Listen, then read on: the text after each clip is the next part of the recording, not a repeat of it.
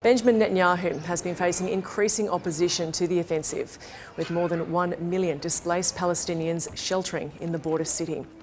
They are narrowly avoiding widespread famine after external aid deliveries were allowed to enter the region. The UN has warned another ground offensive would worsen the already desperate humanitarian situation in the city. But Israel claims it's the last major stronghold of Hamas. This warning comes as negotiators try to secure a ceasefire in Cairo, with Egypt, Qatar and the United States acting as mediators. An agreement is yet to be reached after several rounds of talks. Since Hamas launched a deadly attack on Israel on October 7th, the war has only halted for 1 week, following an Egyptian-Qatari mediated agreement where Hamas and Israel both agreed to release prisoners. This latest proposal from Israel, which was described as extraordinarily generous by the US, includes a 40-day truce in return for the release of hostages. But Hamas has remained steadfast in its demand for a permanent ceasefire that would lead to a full withdrawal of Israeli troops from Gaza.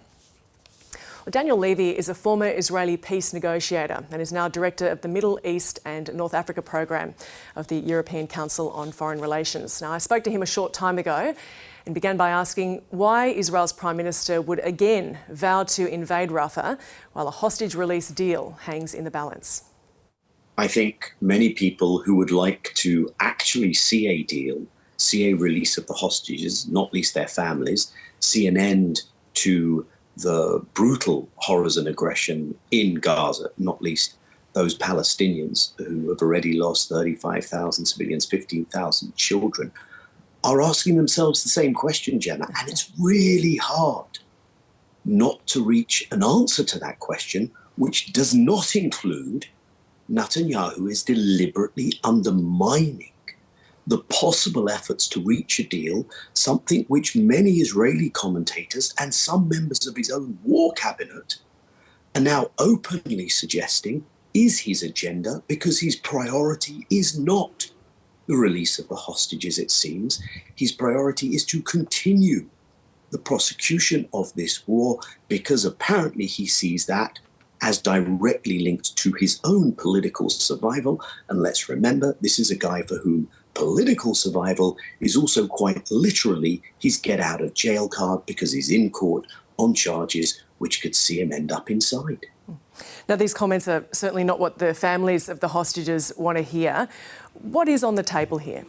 So there's not full clarity on that, OK? I've been briefed. I think that there is a fairly accurate read of what's going on.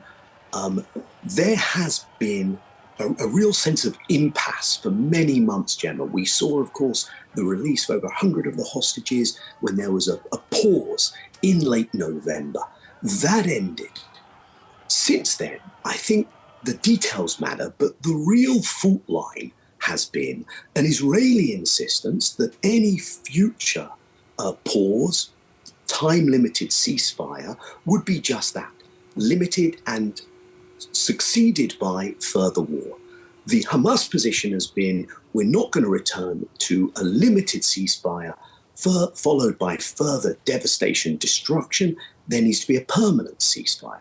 There are details about where and whether Palestinians can move inside Gaza, how many Palestinian prisoners will be released, exactly how many hostages are alive and will be released, things like this. Those are all important details. But the key question is whether this is an on-ramp to a permanent ceasefire or just some days of respite. It seemed that there might be some progress on this question, because very belatedly, the US senior officials started to speak a language of sustained ceasefire.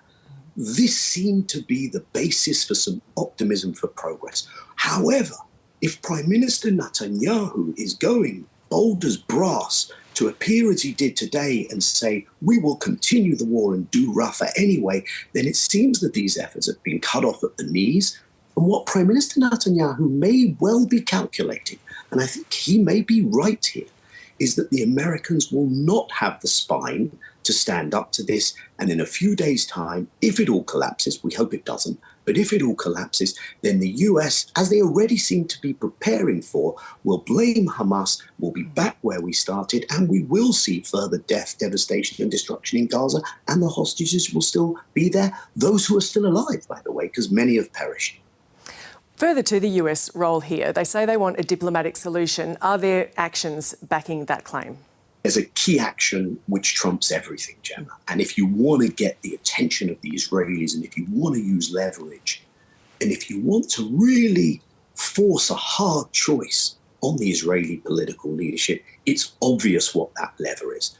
There has been a permanent conveyor belt of American weaponry, ordnance material, 2,000-pound bombs to Israel throughout this war, without which Israel could not be doing what it's doing, not the level of destruction and not the sheer length and breadth of this conflict.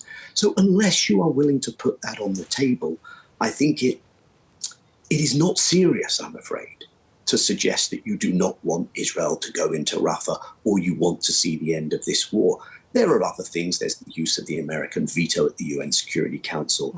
There's the fact that America continues to corral third countries, continues to corral international institutions like the International Criminal Court. The International Court of Justice puts pressure not to hold Israel to account. That's classic American foreign policy.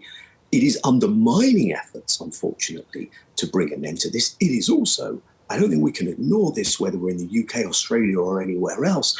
It is also severely undermining America's ability to say, we uphold international law, we're here as the rule of law guys, because America has been telling us for 2 years in a different conflict that the world has to make a choice. And unfortunately, on this issue, America's on the wrong side of history, and everyone's aware of it and is watching.